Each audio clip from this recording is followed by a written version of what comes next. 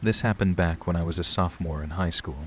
It was an average day, and I was sitting in my third period writing class, which was a total snooze fest. About 20 minutes before the bell, I finally couldn't take the boredom anymore, so I grabbed the hall pass and headed to the restroom.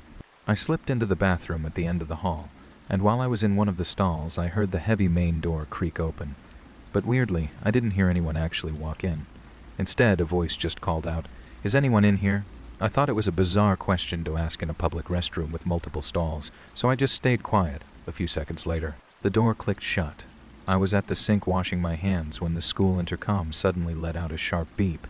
A voice came over the speaker announcing that the school was going into an immediate lockdown. They made sure to emphasize this is not a drill. My stomach did a somersault.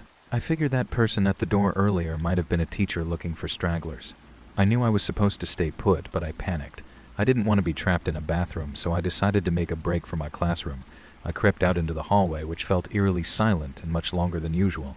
Just as I was about to round the corner, I caught the sound of heavy footsteps coming my way. Thinking it was a teacher and I was about to get chewed out for being in the hall, I doubled back. But as I sped up, the footsteps behind me picked up the pace, too. I was sprinting now, my heart hammering against my ribs. Whoever was behind me wasn't saying a word. They were just following me, matching my speed. I realized then that this might not be a teacher. It might be the reason for the lockdown. I saw a door slightly ajar and dove inside, pulling it shut behind me. It was a storage closet, pitch black and cramped, filled with old desks and stacks of cardboard boxes. I stood there frozen, trying to silence my own breathing. I heard the footsteps reach the door, pause for an agonizing second, and then continue past down the hall. I let out a breath I didn't know I was holding, feeling a momentary wave of relief. But that relief vanished instantly from the darkness behind me. Inside the closet, I heard a faint rustle.